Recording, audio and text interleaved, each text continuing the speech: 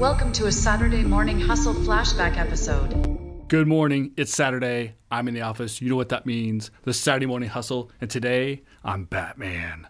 Not really, but I'm actually going very far to pull an example of leadership decision-making for you from the new Batman film. No spoilers here, but I'm going to talk about some very positive leadership skills demonstrated by, of all people, the Penguin. That's right, one of Batman's enemies, a supervillain who in this movie is more of a mob boss, but he actually does some things that I'm going to talk about today as positive leadership skills. So hang out, check it out. The Saturday Morning Hustle starts right now. Good morning. It's Saturday. I'm in the office. You know what that means. The Saturday Morning Hustle podcast, out working the competition while they still sleep. And today's conversation is The Batman. That's right, the new movie. No spoilers here, but actual business leadership, executive decision-making, and being a good boss from, of all people, the Penguin. He's a mob boss in this film. He's the enemy of Batman, but at some point they do have a conversation, and the way it happens, there's actually some good business advice there. I'm going to follow that up with a very real-world example of some great communication and boss leadership that happened to me as a customer many years ago, but it has stuck with me through all this time. And so I'll give you the examples from the movie The Batman. I'll give you a real-world example, and we'll talk about the fact that we can learn lessons about how to do things right and wrong from superheroes, from supervillains, and from real-world examples that stick with you, because if it sticks with you, if it makes an impact on you as a consumer, as a customer, as an employee, as someone who is collaborating with the individual making the good or bad decisions, then you can utilize that moving forward when you are the boss, the leader, the executive making those same decisions. So right off the bat again, no spoilers for the Batman film. Go see it. A very good film. I liked it a lot. Probably my favorite version of the Batman in a feature-length film. So in this movie, the Penguin is less of a supervillain and more of a mob boss. Now, he is a criminal. He's a bad guy. He's a tough guy. There's no doubt about it. He is running the criminal underworld. He is the drug boss. He does a lot of shady things. But there's one specific scene that I'm going to talk about today as what we can utilize as an example of effective leadership and executive decision-making.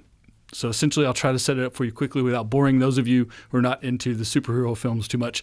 But Batman comes into the club that is run by the Penguin. He, of course, is not welcome there. He's roughing up the bouncers. He's roughing up security. He's knocking around anyone who comes near him. He's the Batman, so he's winning this fight every time. He's roughing up the otherwise tough guys working in the club. He's breaking noses. He's knocking people out. And all of a sudden, the Penguin appears. He comes directly up to him and says, "Hey, I hear you're looking for me. You know, you've seen this in the commercial. You've seen it on the trailer, right?" This is actually a very good example of business leadership. The Penguin, as the boss, could have ran out the back door. He could have stayed in the office and sent more and more of his security personnel, more and more tough guys. He could have offered a bounty to anyone in the club to take on the Batman. He knew it was a losing proposition. He knew it was only going to get worse. People would get hurt. Those people would potentially not be able to come to work the next day because they're all busted up. Maybe they end up not coming back at all. Maybe Batman runs all of the club goers out of the place, and the idea of it was an underground club, so it was supposed to be secret. So all of that was going to be exposed. So there's lots of liability for the Penguin if he were to hightail out the back door or hide in his office. So instead, to his credit, and again, he's the bad guy. He's a mob boss and he sells drugs. So he is not a good dude. But he did demonstrate good leadership skills in that instead of letting his employees take the brunt of the Batman beatings, he went straight out, engaged Batman, engaged the disgruntled individual here, and started a conversation. You're looking for me. What can I do for you? Now, of course, he was being disingenuous. He was not trying to help the Batman, but he was trying to de-escalate the conversation, de-escalate from violence to a conversation, and then eventually moved that conversation to a more private place within the facility. They went to his office. They had a deeper discussion. Of course, he's lying to the Batman. Batman knows it. He's picking up on clues around him and all this other stuff. I won't go into details because, again, I don't want to spoil the movie for you if you haven't seen it yet. But those steps of, number one, not allowing your employees to take the abuse that's coming at them, whether it's fair or not. They're the employees. They're receiving the abuse. As a leader, as the boss, as the person in charge, it is your responsibility to step in. That's number one. Number two, as someone who has been in this criminal underworld for a very long time, has been dealing with police, been dealing with superheroes, been dealing with anyone coming and trying to shut them down, the Penguin has more experience at doing these things than the staff, than the employees, than essentially the hourly folk. So why should he leave it up to them? Why should he make it negative experience for them? Why should he sit in his office and let people who are not capable of actually fixing the situation try to deal with something like the Batman? So he didn't. He came out, again, engaged verbally, but directly, firmly, introduced himself. All those things you would expect if you have a problem maybe in a retail facility or a restaurant or something like that, where you have now raised your voice, maybe you're agitated, maybe it's visible that you are not happy, maybe you've asked for the manager. Your expectation is the manager comes over there and has a conversation with you directly. That's exactly what the Penguin did with Batman, of all things. And it's odd to be saying great things about the bad guy, the villain, a really ugly individual as far as a character goes. But in this case, he actually did the right thing. He came over as the manager, if you will. He addressed the situation. He then moved it to a private location so it didn't disrupt business. The employees were no longer being abused by Batman. Obviously, the most extreme case of receiving abuse, but abuse can come in all forms. So as a leader, he stepped up. He did the right thing. He did a good job. Now from there, it all goes sideways like it always does with the supervillains. And again, I won't tell you anymore so that I don't ruin the movie for anyone who hasn't seen it. But at this point in the movie, Batman and the person he's chasing, the ultimate bad guy who's causing all the chaos in the city, he doesn't know who that person is. He's trying to figure it out. He thinks it maybe is the Penguin. It's not, as far as the Penguin is concerned. And so they decide that they have a common enemy, or the enemy of my enemy is my friend. So there is an appearance of an alliance or working together. So he also took a very negative situation, which is the Batman shows up at your illegal underground club while you're dealing drugs out of the back room and beating up your staff, and turns it into the potential that maybe Batman goes and catches or captures or fights with whoever it is that was doing the other things that was disrupting the entire city that the Batman or that Penguin claimed was not him. So sometimes opportunities come to you in unusual ways. Another business lesson for sure. So let's get off of the superhero talk. Let's talk about a real world example from my life, from when I was a customer, of something that stuck with me for a very long time, and I love to use this as an example. I'm going to shout out to my guy, Bruce Reinhardt. You guys in Oklahoma City know him, Mr. Rococo, Chef Rhino. He runs the Rococo's restaurant group. Amazing chef, amazing hospitality expert, been in this his entire life.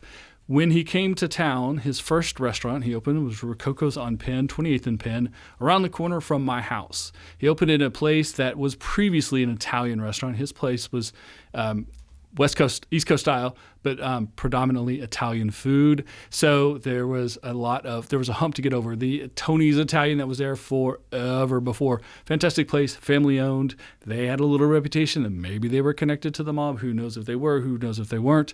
But the people in the neighborhood loved Tony's, and now there was a new place. But we decided to try the new place anyways, right? So walked in, I believe it was their second day that they were open. Individual greeted us at the door, set us at the table, found out later that was Bruce, the owner. He was also the host at the front. He was partially our waiter. He was cooking our food. It was a shoestring. There had been 2 days of a shoestring budget, shoestring staff.